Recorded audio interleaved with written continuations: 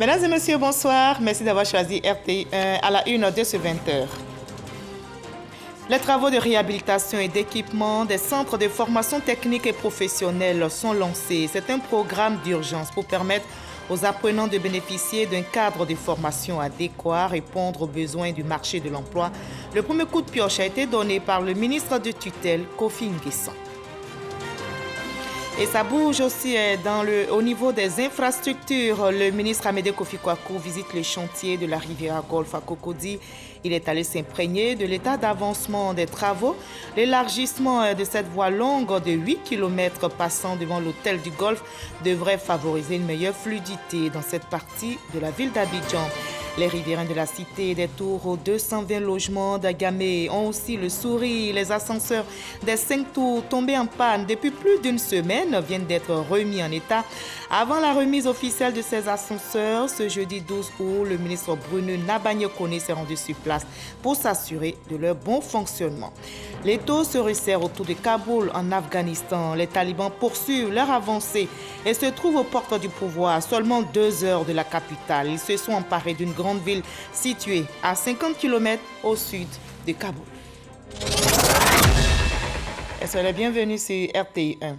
Le président du Sénat, Ahoussou Kouadio-Jano, est le président d'honneur de l'ACCD, l'Association des cadres du Centre pour le développement. L'association qui prône la paix et le développement vient de tenir une rencontre. Les membres, en symbiose avec le président du Sénat, se sont engagés à investir la Côte d'Ivoire, précisément le centre pour s'aimer les graines de la paix et de la cohésion véhiculées par le président de la République, Herman Guivi. Les cadres du centre du pays réunis au sein de l'ACCD, leur association, ont reçu la visite de leur président d'honneur, le président du Sénat, Ahoussou Kouadio-Jano. Alassane Ouattara est né à Dimokro. C'est un esprit baoulé qui est incarné en lui. C'est notre chose. C'est pour nous Alassane Ouattara, ce n'est pas pour quelqu'un d'autre. Et nous devons nous l'approprier. Nous devons payer cette dette morale vis-à-vis du président Ouattara. Cette rencontre a été l'occasion pour Amédée Kofi Kwaku, président de l'ACCD, de rappeler cette vision et de saluer le retour de Ahoussou Kouadio-Jano, président du Sénat, des cadres du centre, qui, à travers cette rencontre, ont également tenu à réaffirmer leur attachement au chef de l'État, Alassane Ouattara, et à sa vision pour la Côte d'Ivoire. Un message de paix, de cohésion et de rassemblement. Je crois qu'il était temps. Quelques difficultés, quelques palabres au niveau du centre. C'est pour cela qu'ils nous demandent de nous remettre en cause et faire en sorte que le pouvoir soit légitimé au centre. Mais cela ne veut pas dire que le président n'est pas légitime. Le président est légitime. Dans les zones du Vieux-Baoulé, des populations qui sont installées partout sur le territoire national, il y a eu beaucoup d'intoxication. Et nous voudrons donc, à travers ce rassemblement, aux côtés de notre aîné, le président Ahoussou, pouvoir envoyer des délégations sur le terrain, sur tout le territoire national, pour aller parler à nos parents, pour les désintoxiquer, pour dire que le RHDP, c'est ce qu'il faut pour la Côte d'Ivoire. C'est le vrai parti du Fort-Boigny, c'est la paix, c'est la cohésion, c'est l'entente et c'est le développement. Je suis venu pour prendre ma place à côté de mes frères qui, au moment où j'étais absent, ont essayé de créer une association pour rassembler les cadres, les élus du Vieux-Baoulé. Je suis venu pour les encourager afin que cette région qui a connu des violences pendant l'élection présidentielle puisse reprendre sa place de légitimité, apporter sa part de légitimité dans le vaste programme de construction nationale que mène le président Alassane Ouattara.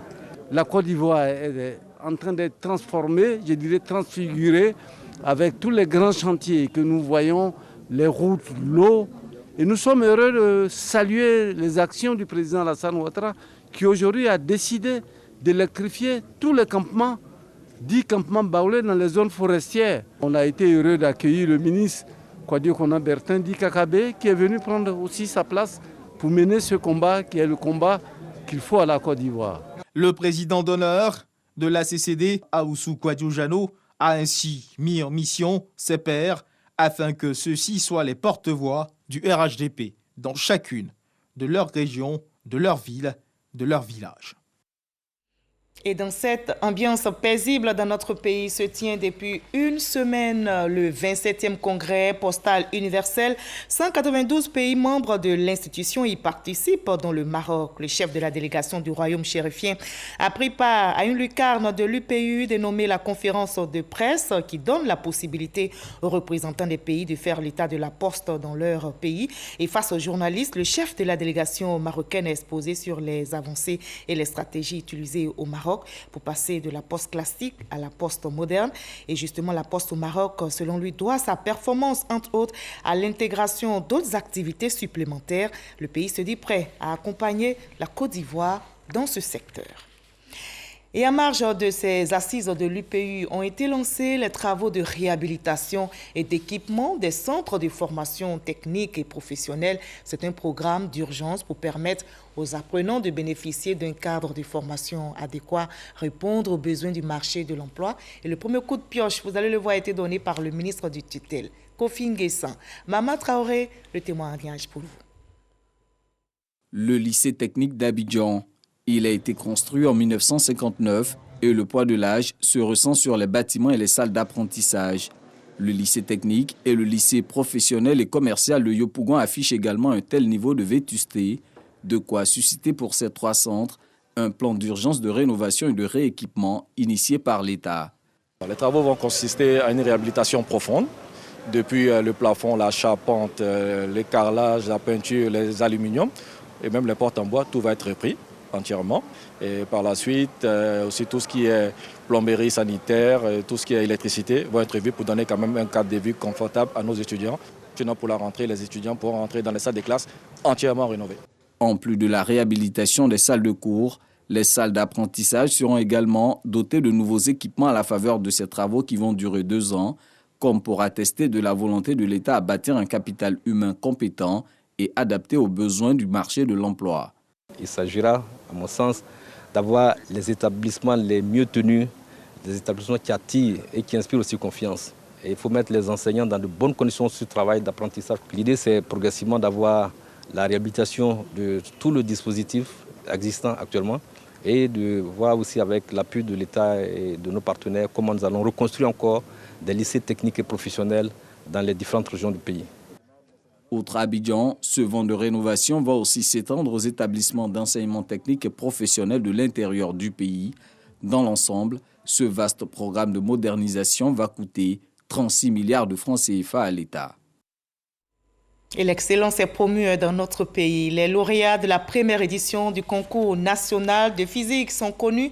La cérémonie de distinction s'est tenue hier à l'université Félix Houphouët-Boigny de Cocody. Les élèves et étudiants vainqueurs de cette édition, amoureux des maths et physique, racontent leur passion dans ce reportage.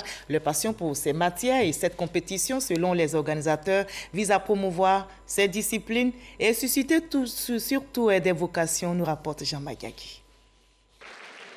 Les physiciens de demain, récompensés à l'issue du concours national de physique 2021. Au nombre de 8, ils ont brillamment réussi aux épreuves écrites de physique, de mécanique, d'optique et d'électricité. Pour ces lauréats, promouvoir la physique reste primordial. Depuis la classe de 6e, j'avais quelques connaissances en informatique qui ont motivé mon intérêt pour ces deux matières qui sont les maths et la physique. À partir de la physique, on arrive à chercher de meilleures modélisations à des situations. C'est un domaine qui fait partie de la technologie et on sait tous que la technologie est la clé de l'émergence de notre pays, la Côte d'Ivoire.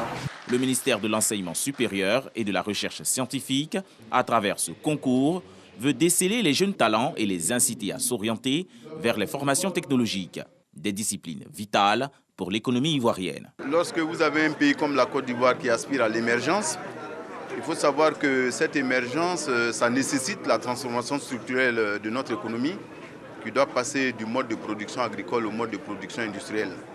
Or, cette transformation nécessite absolument la maîtrise de tout ce qui est science et technologie.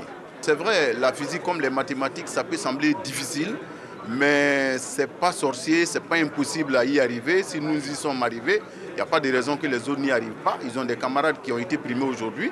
Bon, il faut qu'ils prennent exemple sur eux. Au total, 132 candidats issus de 15 établissements de l'enseignement secondaire et supérieur ont participé à cette première édition du concours national de physique. Et ça bouge très bien au niveau des infrastructures dans notre pays. Le ministre de l'Équipement et de l'Entretien routier, Amédée Kofi Kwaku, visite le chantier de la Riviera Golf à Cocody. Il est allé s'imprégner de l'état d'avancement des travaux. L'élargissement de cette voie longue de 8 km passant devant l'hôtel du Golfe devrait favoriser une meilleure fluidité dans cette partie de la ville d'Abidjan. Jean-Luc Mambo. Riviera Golf, sur le chantier d'élargissement de la voie allant du carrefour Sol Béni à l'ambassade des États-Unis. Séance d'explication entre le maître d'ouvrage, la Géroute, l'entreprise en charge des travaux et le ministre Amédée Kwaku. Le ministre de l'Équipement et de l'Entretien routier est venu s'enquérir du niveau d'exécution générale de ce projet dont le principal objectif est de désengorger ce tronçon. Aujourd'hui, vous voyez la densité de la population. Le matin, nous avons une congestion de trafic très importante. C'est pour ça que le président a souhaité qu'on fasse cette voie. Nous avons bon espoir qu'on va pouvoir tenir ces délais. C'est vrai qu'on avait prévu fin juillet. Les travaux donc vont aller plus vite maintenant que les problèmes d'indemnisation ont été réglés et qu'il va moins pleuvoir. Donc on pense que tout ça va aller vite. Les travaux portent notamment sur l'élargissement et le renforcement en 2x2 voies d'un tronçon de 8 km dans le quartier de la Riviera Golf et la construction d'ouvrages d'art. Sur l'ensemble du projet, on peut dire qu'on a plus de 70%. On voulait donc rassurer les Ivoiriens et dire qu'ils prennent encore un peu leur mal en patience. Pour 2 mois, on pense qu'on fera tout pour que les travaux soient terminés. Amédée Kwaku s'est dit satisfait du niveau d'exécution des travaux. Le chantier devrait pouvoir être livré avant fin 2021. Le coût de ces travaux est estimé à 22,6 milliards de francs CFA. Les riverains de la Cité des Tours aux 220 logements d'Agamé ont aussi le sourire. Les ascenseurs des 5 tours tombés en panne depuis plus d'une décennie viennent d'être remis en état, ouf, de soulagement, notamment pour les personnes à mobilité réduite. Avant la remise officielle de ces ascenseurs, le ministre Bruno Nabagné Koné s'est rendu sur place pour s'assurer de leur bon fonctionnement. Cheikh Koné pour le reportage. À Djamé, 220 logements, Jacques Nomel a la soixantaine révolue. Il réside depuis plus de 20 ans dans l'une des 5 tours de cette cité. Jacques habite au 9e étage de cet immeuble de 11 niveaux.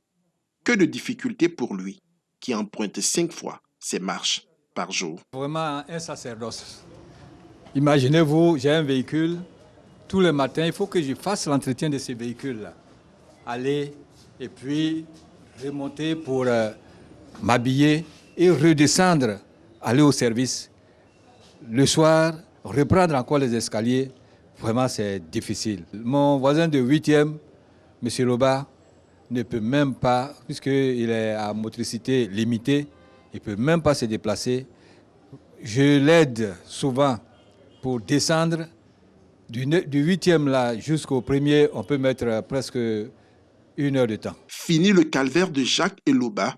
La promesse faite en 2018 par le défunt Premier ministre Amadou Gon Coulibaly de rénover tous les ascenseurs des 5 tours est aujourd'hui une réalité. Le ministre Bruno Nabagné Koné s'y est rendu pour constater l'effectivité des travaux. Il a marqué sa satisfaction face à l'aboutissement de cet important projet social. Nous-mêmes avions le cœur serré de voir de si beaux immeubles avec des gens au-delà d'un certain niveau qui étaient obligés de déménager, ou des gens au-delà d'un certain niveau parce que peu mobiles qui étaient obligés de rester enfermés toute la journée dans leur appartement. Ce n'est pas supportable. Bruno Koné a profité de cette visite pour offrir 6 chaises roulantes aux personnes à motricité réduite pour faciliter leur déplacement. La remise officielle des clés des ascenseurs est prévue ce samedi 14 août. Voilà, les ascenseurs des 5 tours tombés en panne depuis plus d'une décennie viennent d'être remis en état ouf de soulagement donc pour les riverains de la Cité des Tours aux 220 logements d'Agamé.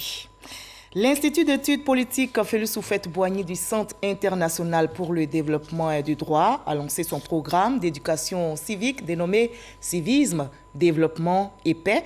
Ce projet vise à soutenir les actions du gouvernement en faveur du respect des lois républicaines. Jean Magagi.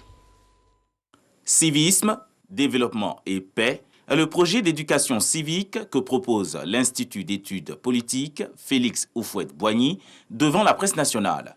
Ce programme interpelle toutes les couches sociales sur le respect des lois de la République, l'importance de la cohésion sociale et la promotion des actions de développement. Il ne s'agira pas pour nous de seulement vulgariser les lois et les valeurs fondamentales de la société, mais il s'agira pour nous, dans le cadre de ce programme aussi, d'attirer l'attention de nos compatriotes sur la nécessité qu'il y a de respecter la loi en vue de créer un climat paisible dans lequel le développement de notre pays peut advenir. Pour atteindre ces objectifs, l'Institut opte pour les médias classiques et les nouveaux médias. Nous allons confectionner des capsules qui vont de 5 minutes maximum, qui vont traiter de problématiques essentielles, et ces capsules vont être diffusées sur des réseaux sociaux dédiés au programme, mais aussi proposées aux télévisions nationales et privées et aux radios nationales et privées. Le projet d'éducation au civisme, au développement et à la paix de l'Institut d'études politiques Félix Houphouët-Boigny a une durée permanente et s'inscrit dans l'une de ses missions, celle d'éduquer les populations à travers des productions et analyses. Voilà, nous sommes de vrais citoyens, on reste mobilisés et soudés pour vaincre la pandémie de Covid-19. Voyons les chiffres du jour en Côte d'Ivoire.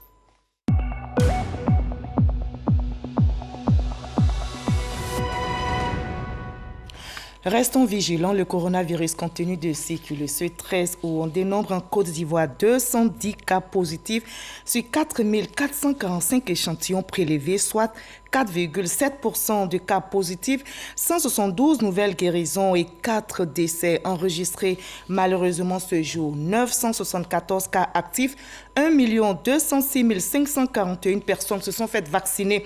À ce jour, faisons-nous tous vacciner, préservons notre santé et celle des autres. N'oublions surtout pas d'observer les gestes barrières. Et le coronavirus n'aura pas eu raison de leur foi. En France, à cause de la crise sanitaire de la Covid-19, le sanctuaire Notre-Dame de Lourdes avait fermé ses portes aux différents pèlerinages. Et bien depuis le mois de juin, la vie a repris avec l'accueil des pèlerins et on y retrouve des Ivoiriens. On en sait plus avec notre envoyé spécial à Lourdes, Grace Kando. Le sanctuaire Notre-Dame de Lourdes, au sud-ouest de la France, a été durement impacté par la crise sanitaire de la Covid-19. On accueillait environ 3 millions de personnes. C'était des pèlerinages organisés. Et puis, les pèlerins isolés, les pèlerins seuls ou en famille, les touristes, les personnes de passage. En 2020, on a compté environ 800 000 personnes qui sont passées dans le sanctuaire. On en espère cette année 1 million. Voilà, il y a eu vraiment une perte brutale parce que nous accueillons à Lourdes des personnes vulnérables, des personnes malades, qui étaient les premières personnes face à la pandémie, les plus vulnérables aussi. Donc ça a été très compliqué. Et nous avons aussi plus de 60% de pèlerinages étrangers qui n'ont pas pu venir en 2020 et qui commencent doucement, vous en êtes la preuve, à revenir au sanctuaire. Depuis le mois de juin, la vie reprend timidement dans ce sanctuaire à la grande joie des pèlerins. Ça nous a beaucoup manqué, surtout qu'on est resté sur notre faim parce qu'à la dernière visite, il y avait un groupe ivoirien qui avait vraiment animé le sanctuaire. C'est un espoir pour nous. Nous avons demandé à notre hiérarchie pour conduire une équipe avec les civils pour pouvoir venir voir comment, dans ce contexte de pandémie, le pèlerinage s'organise. En vue du pèlerinage de 2022 qui s'éteindra au mois de mai. À cause de la maladie, il y a beaucoup de choses qui ne peuvent pas se faire. On ne peut plus toucher à la grotte, on ne peut pas se baigner. Donc il y a beaucoup de rituels qu'on ne peut pas faire à cause de la maladie. La fête de l'Assomption, qui commémore la montée de la Vierge Marie au ciel, sera célébrée le 15 août prochain, précédée d'une veillée mariale. Au niveau du sanctuaire Notre-Dame de Lourdes, des dispositions sont prises. Nous allons organiser des petits îlots, de petits groupes de 50 personnes, matérialisés par un petit poteau de bois et des cordes sur l'esplanade du sanctuaire et du marquage au sol, pour que chacun puisse participer à la procession, encore une fois en toute sécurité, mais cette fois de manière statique. C'est-à-dire que c'est la statue de la Vierge qui va processionner avec derrière elle les prêtres et puis les personnes malades et qui vont comme ça venir visiter tout le temps de la procession les personnes qui sont, elles, restées par petits groupes. Le sanctuaire Notre-Dame de Lourdes a été élevé au rang de sanctuaire national par l'Assemblée plénière des évêques de France en novembre 2020. Voilà, par la foi, la prière, on vaincra cette pandémie de Covid-19. Et justement, en raison de cette fête de l'Assomption, le ministre de l'Emploi et de la Protection sociale, ici en Côte d'Ivoire, porte à la connaissance des populations que le dimanche 15 août 2021, jour de la fête de l'Assomption, est déclaré jour férié et chômé sur toute l'étendue du territoire ivoirien. Le ministère de la Santé, de l'Hygiène publique et de la couverture maladie universelle, à travers sa direction générale de la santé, a officiellement lancé la nouvelle formule de DTG 10 mg. C'est une molécule qui va permettre de simplifier la prise en charge des enfants de 20 kg et il contribue également à l'élimination du virus du VIH chez l'enfant infecté. Le reportage de Walter Amadou Ouattara. Hôpital général de Koumassi, une cérémonie symbolique de lancement de Dolutegravir DGT 10 mg. C'est une nouvelle molécule qui permet d'améliorer la charge virale chez les enfants de 20 kg vivant avec le VIH. Depuis plusieurs mois, l'hôpital général de Koumassi a commencé à prendre en charge. Aujourd'hui, nous allons faire un lancement officiel. Ceci pour informer toute la population ivoirienne et aussi informer tous les prestataires qui doivent désormais, pour les enfants, prescrire le Dolutegravir en fonction des directives nationales qui ont été signées. La disponibilité de ce médicament antirétroviral à la pharmacie de l'hôpital général de Koumassi et bientôt dans les autres centres de santé a été possible grâce à l'appui du PEPFAR. Nous, personnels de santé, on est contents parce que 3 mois après le début de ces médicaments-là, quand on fait la charge virale, elle est supprimée et on a moins d'enfants sur nos bancs de consultation. On est sûr qu'on aura des adultes en bonne santé demain et la chaîne de transmission du VIH va se rompre. Le lancement de cette formule de soins a été marqué par une visite des services de pédiatrie et de la pharmacie de l'hôpital général de Koumassi. Selon le ministère de la Santé, la Côte d'Ivoire est le premier pays en Afrique à disposer de ce médicament. Les infrastructures sanitaires de Kabangoué, village de la sous-préfecture de Tienko, région du Folon, se renforcent après le dispensaire. Ce village de plus de 3000 âmes bénéficie désormais d'une maternité et d'un logement de sage-femme. Coût de réalisation, plus de 50 millions de francs CFA. C'est un don du conseil régional du Folon. Le reportage est signé Soro Corona. Une maternité et un logement pour la sage-femme réalisés dans le village de Kabangoué, sous-préfecture de Tienko. D'une valeur de plus de 50 millions de francs CFA, ces infrastructures sanitaires sont un don du conseil régional du Folon. Cette collectivité décentralisée rapproche ainsi les structures sanitaires des populations. Les femmes sont appelées à fréquenter la maternité pour une meilleure prise en charge de la mère et de l'enfant. Pour inciter les femmes à faire les consultations prénatales et les vaccins des enfants, leurs meilleures mamans ont été distinguées.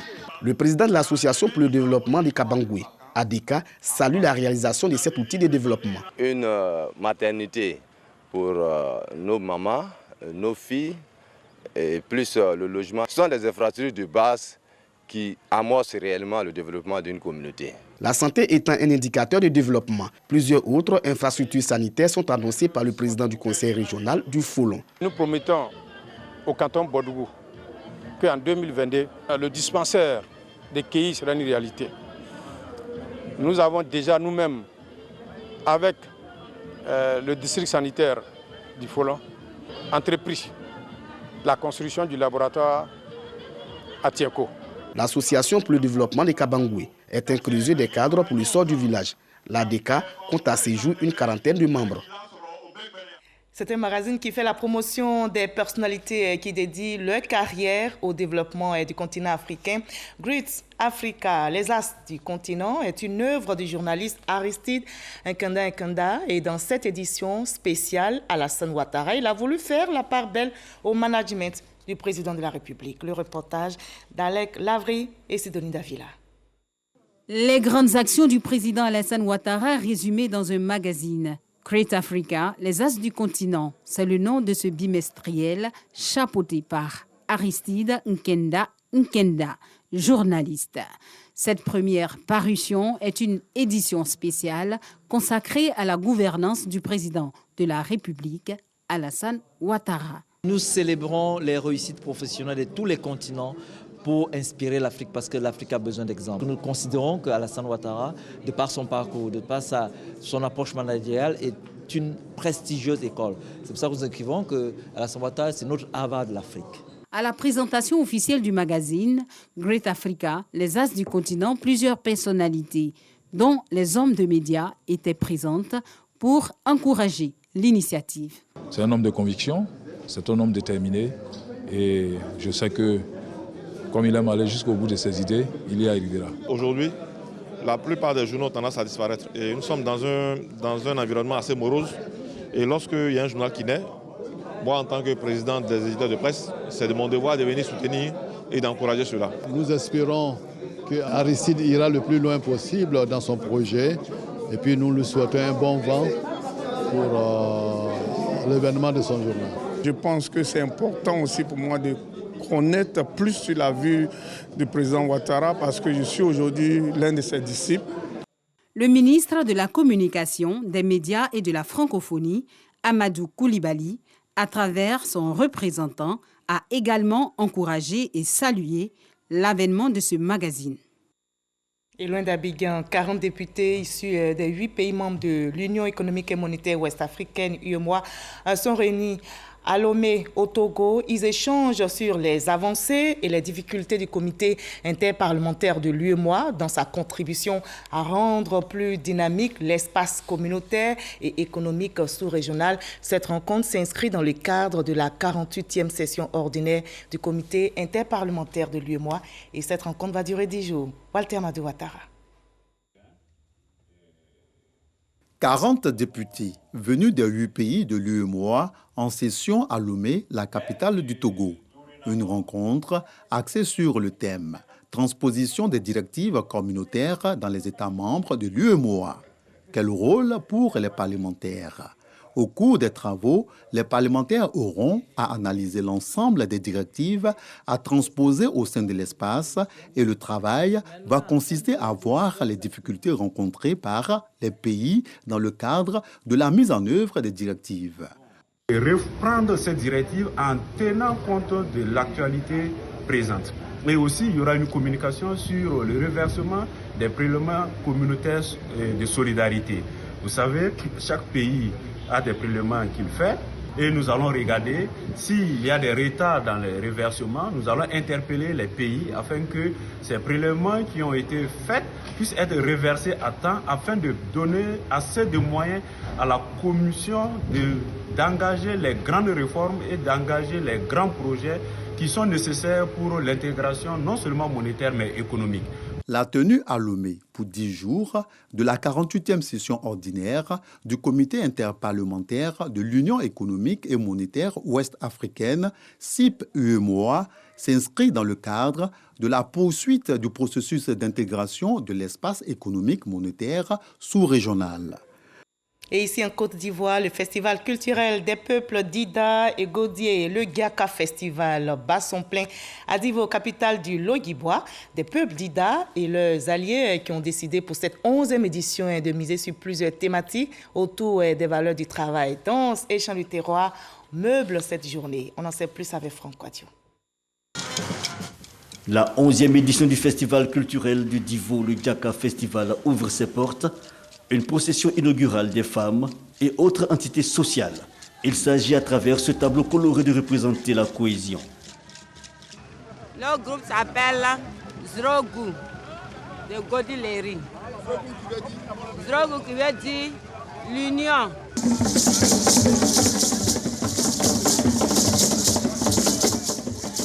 Des faits de culture, des objets d'époque, ces femmes ont tout l'attirail pour valoriser le Logibwa, centre-ouest de la Côte d'Ivoire. C'est la joie. Vous savez que la société, c'est ce que nos parents disaient en ancien temps. C'est ce qu'on appelle le Kani. Kani va se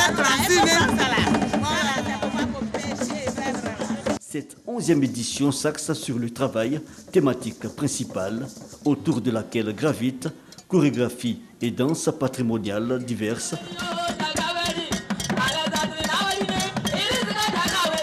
la culture ivoirienne est une culture diverse, mais en même temps qui se rejoint, et qu'ensemble nous pouvons faire de cette culture une destination privilégiée pour la Côte d'Ivoire.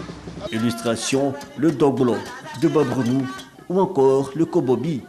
Et cela en présence d'autorités traditionnelles et administratives depuis la matinée jusqu'à la tombée de la nuit. Le Djaka 2021 ou encore 3 jours de célébration festive, l'apothéose, c'est ce samedi 14 août. Et la culture ivoirienne est si riche et variée. Déjà 2 ans qu'il est parti et on ne l'oublie pas. Clou de la journée commémorative de l'an 2 du décès de Didier Arafat, un concert a été initié par ses proches dans le but d'honorer sa mémoire et le déferlement massif de ces milliers de fans appelés les Chinois au stade de Cocody en Gré en cette nuit inoubliable du 12 août 2021 témoigne de l'immortalité de l'artiste. Et justement avec les artistes de Côte d'Ivoire, les Chinois ont célébré le roi du coupé décalé. Yannick Effoumi, Godfrey Kambawa. Ambiance de folie, ferveur indescriptible. Les Chinois, les fans de Didier Arafat, comme on les appelle, dans une sorte d'hystérie collective, rendent hommage à celui qu'ils nomment le Daichi Khan. En la mémoire de l'artiste qui était Didier Arafat, les artistes se succèdent sur le podium pour égayer la foule.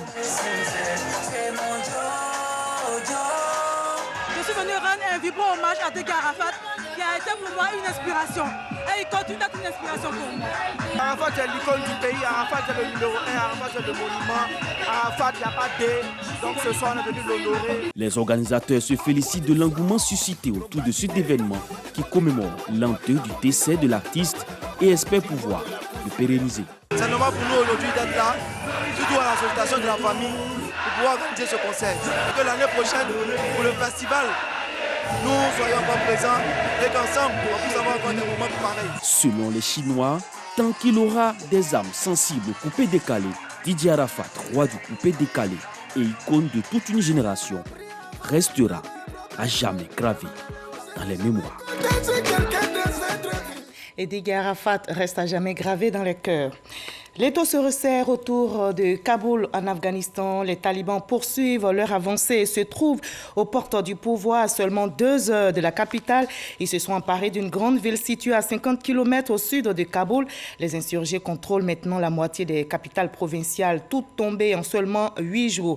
Les talibans semblent trouver encore moins de résistance qu'au début de leur offensive lancée en mai dernier. Le gouvernement ne contrôle désormais plus que 3 grandes villes à Kaboul. Américains et Britanniques se préparent à évacuer leurs ressortissants. L'Allemagne réduira au strict minimum son personnel diplomatique, tout comme la Finlande. La Norvège fermera son ambassade. Fin de ce 20h. Merci de nous avoir suivis. Je vous retrouve avec le même plaisir demain 20h. Surtout, prenez soin de vous.